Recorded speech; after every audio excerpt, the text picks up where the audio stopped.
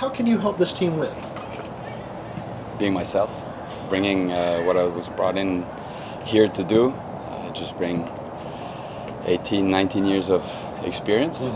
Different clubs, it's all about adaptability also. It's understanding your environment, being the best version of yourself, and melting in.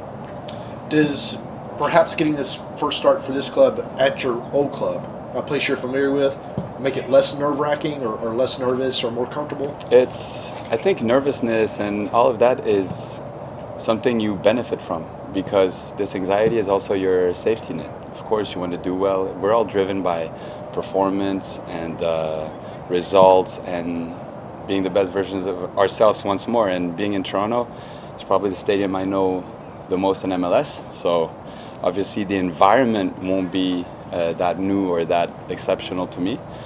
And it's just now I know very clearly that I play for Atlanta, and that's the great part in all of it. It's sometimes there's nice stories also, and it's taking it the right way and enjoying it, knowing that okay, we'll play away, but it will be the most the stadium that I know the most for an away team, if I can say so. And you're going to have four guys in front of you who have played together quite a bit this season. Well, likely four guys who played together quite a bit this season. How does that help you? That they have that chemistry and everything. Yeah, I think you put on a good point. Chemistry is very important. It's whether it's in training, and obviously you develop it in game where it's a little bit more challenging, obviously. But this is what preseason was here for, and this is also part of the job when at first you work, but you don't really get the reward of playing. You need to understand that you need to sync, and you need to connect with the guys in front of you, whether it's in training, whether it's in the locker room. It's all over the place. So that connection on the field for sure is very important, and you develop it by playing 90 minutes in official games and in more difficult or challenging situations. But it doesn't mean you can't connect elsewhere and in different ways also. Have you talked to Brad? Has he given you any advice about? We were always very close from the get-go. We were from pretty much same generation. We have similar backgrounds in terms of playing abroad and sharing experience and a lot of friends in common. So it's just sharing like we have so far. We've had an extremely good relationship, and when it's not more, not less. I feel extremely sorry for what happened to him, because when you get that far in a career, we know how challenging it is already, and adding injuries to that, it's really something you wish for no one, especially the way he carries and goes about himself, and how professional he is. So it was just empathy, sympathy, and just brotherhood. Pineda's going to want you to play with the ball at your feet. Guzan was a big part of that. How would you describe your skill level at that? I obviously love that modern part of the goalkeeper. I really like it, and I think it's one of the reasons I'm here also, because in the past, especially my first 2 years in Toronto, we were playing out of the back a lot. We were using me a lot, and earlier in my career, I was part of a team that played a lot, and I was, despite my age, very comfortable, and this is how it was brought up. And 20 years ago, it wasn't that common and that needed. But let's say as I advanced in age, I happened to like the newer style of using the keeper more. And that's one of the first things that I asked when I came to visit here, is like, you guys intend on playing the same way as you did all of the time I played against you guys? And that was yes. So that's what I'm looking for, obviously. Okay. Knowing Toronto as well as you do, what are the things that they do well that could give Atlanta problems this week? Toronto has very, very good individualities. They have a lot of quality, and they're able to create great football at stance. They have a lot of quality players, a lot of clinical players up front. They have amazing role players, guys that can adapt tactically and can respond and have a ton of experience. So you can expect, them to be overwhelming at times, especially at BMO Field, them to be front-footed. But as we all know, there are downsides to their qualities also that we can exploit. So I think we have a lot to come against them. And yes, knowing their qualities is for sure once more a safety net for us, knowing that yes, they can be clinical and lethal with the quality they have up top. Has knowing that you're the likely starter changed how you prepare this week? No, not at all. This is something you understand throughout your career, but and once more, it's different for every individual, right? But I know and I understood quite early that if I wanted to be ready, I needed to stay ready. And of course, the preparation and the whole mental side is more exciting, if you ask me, when you have to actually prepare and know that you're going to be on the field and getting ready for that. And then that there's more the platform that you have within the locker room and in training of spreading a message is a little louder and is a little bigger. So this is the only thing that changes when it comes to me. Otherwise, that's what I was asked. Would you want anything more? No. So far I've had everything I needed to feel great, and now it's just obviously preparing not differently because it's sticking to what we've been doing basically, and just not overdoing, because sometimes you want to show more and show that you're ready. I know I'm ready. I came here first day I was ready, so 3 months in I'm definitely ready.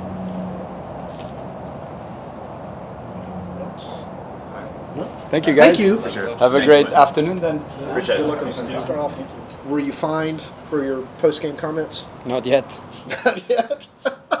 I hope not. So And did y'all appeal the Ibarra red, or y'all just going to let that roll? no. I mean, as far as I know, that we have to wait for the resolution, and then we'll see. But no. And on the other thing is, again, I don't think I'm criticizing anything. I'm just pointing out the disagreements I have with some decisions. So I don't think it's anything malicious from my side as well. So I hope it doesn't get to that point of they feel like it's an aggression from my side. What can you tell us about Quentin Westberg, and how can he help the team against Toronto on Saturday? Well, number one, he knows that field. That's number one, so he's used to play there. He has some experience, a lot of experience, whether it's here or in Europe, and he's a solid replacement for Brad. Like you can see the leadership that Brad brings and all that, but he has some composure in his game that I think is going to help the team to solve some problems, and we're confident on him. I assume will either be Robinson or Rossetto as captain on Saturday. Yeah, one of those two. Now Miles going to be Miles will be captain. Yeah. Will Sosa likely step in for Ibarra, or are you going to change it up? So you want to know the lineup, basically? No, just that one. Just that one. We'll see. We have a few options. Amar has played there. Rossetto feels with more rhythm now. So we have to make that decision tomorrow, and we'll see. I have good options. Gianni is also another one that is been doing very well in the training sessions, and has a lot of stamina and power in that part of the field. It's going to be a very experienced midfield for them. Mark Anthony Kay, Osorio, and Bradley. Obviously, the stamina of Cervania, like his physicality. So yeah, we will see what midfield pair or third we come up, and we'll see. Okay, trying to find out about two more positions. You have an interesting conundrum with Wiley and Gutman and Etienne all being healthy. 90 minutes fit for the first time this season. How do you decide who is going to start at left wing and at left fullback amongst those three? Well, the two that give us the best possibilities to win will start, and then it's part of the game plan, maybe having a game changer for the second half and some adjustments in that. I think we're very strong on that side. The three names that you said can be starters in any team. Now we have the luxury of having them at the same time, and it's just, for me, it's good news that I have that availability of players on the left side. Will Wiley being called into the U.S. training camp and possibly playing a midweek game affect your decision-making regarding his status on Saturday? Not at all. If something is for me great news for the club, for Caleb's family, for Caleb, for the academies. I think looking back at all the path of Caleb through all those years in the academy, and now those kids are now 12, 14 in the academies, and they see final product, a guy that is starting every game with Atlanta and a guy that is now with the national team at 18 years old, I think is motivation for all of them and for all the coaches that are doing a great job in the academies, for everyone working alongside in that path for Caleb to be here. It's just great news for everyone here in this club, in this building, but obviously very happy for Caleb because he's the one that has been grinding, he's been fighting, he's been competing, he's been having good days, bad days on training, bad days in the games, and he overcome many adversity. So very, very happy for him and this first of many call-ups with the national team. How do y'all message that to the kids in the academy? Well, I think they see it. I think it's self-explanatory, right? They know the path that Caleb had, and they know that the only reason why he's here is because of the hard work and because of a good mentality, maturity at a young age, and that's what you need. It's not about the talents that you have. It's about working very hard every day, the professionalism, the mentality, overcome adversities, and he did all that, and that's why he's in this position. So the message is clear for all of them. They have all the possibilities to become the next Caleb Wiley. PRO said that they're going to, the whole Ibarra Sands yellow-red thing was going to be a segment in their weekly video this week. I was curious if you had gotten a heads up as to what is going to be in that. I have no idea about that. Okay. I haven't heard anything about that. Okay. Yeah. Thank you. Following up on what Doug was asking about left wing, what do you see as the differences between Caleb and Derek and how they contribute in that position? Well, it's a very, very good question. I think different profiles, but at the same, the final product can be similar because Caleb is a left-footed winger on the left, and then Derek is right-footed, it's an inverted winger. So the tendency is for Derek to come a little bit more inside in that primacy zone, but probably more on the corner of the 18 in that area to finish his place in there. Give him different options. He can dribble inside and shoot, but also he has some directness into the final line, the end line. As Caleb is a little bit more direct in those runs because he has the left foot ability, even though he's very good at cutting inside. I think the best attributes for him is when he goes on the outside and then he makes crosses. I think both of them arrive into the far post when the crosses from Brooks or Luis on their other side. So I think they have that. I think Caleb he has a bit more box to box, like he's a fullback, so he can help a bit more defensively. But in transition, Derek is also very good. He's clever to find certain pockets of the space at times in between the lines. So they have those little differences, but both at the end of the day, I think they're going to give us a lot in that final third. With Franco out last week, he was dropping into a 3 and build up. Do y'all have a similar plan in place this week to kind of have that 6 drop back, or does things change with him not being available? Well, it's a possibility. We have done different things, right? At the beginning of the season, we were using more Andrew. When we want to build with 3, it was more Andrew, Purata, Miles in that back 3. Last week, we used a bit more Ibarra. If we need to use the back 3, it all depends of how many players are pressing us. If it's only one player pressing us, like why we need 3. So maybe we use 2. So it all depends of that. But I want my players to understand that situation. So within the game, they can change. They can put Kerr as the only one pressing. At times they can add Bernardeschi. At times can be Osorio pressing. At times the 3 of them. So it depends of how many players will press us, how many players we need to break that first line of pressure. With Franco out, and you mentioned the competition in the midfield. Now, what have you seen this week in terms of that intensity level and fighting for playing time? Yeah, it's been very good. I think the intensity has been very good. All of them, and not just because of Franco out. I think in general, every week I see a lot of competition in different positions. Some of them I cannot reward with minutes just because of the situations of the games, but there are many, many guys that haven't played a minute in the season that deserve more than that. It's just the moment of some of the players is really, really good, but they are doing a great job at competing every day, and that helps the others to raise the level. So I'm very happy with that, actually. It's a very good cultural thing that we're changing and is working. So happy with everyone competing for that spot, especially now in the midfield, but in general, fullbacks, center backs, attackers, attacking midfielders. I mean, they are all doing a great job. It's sticking with the cultural thing, you lose Brad right now as the captain and that leadership. How have you seen that this week with people stepping up and maybe being more vocal? Well, at times Brad comes in here. You saw him today, this morning, being there in the beginning of the training session. He has such a good personality that I think he will be around the team and is more on the field. Like, yeah, some of the guys will have to step up with some leadership. I don't want anyone to fake the leadership. I want everyone to develop their own kind of leadership, and I think we'll be fine.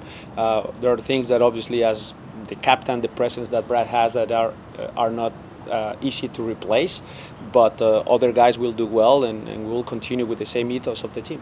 Saw Ozzy go through the player tunnel at the beginning of training. Yeah. I assume that means he's back to rejoin the group.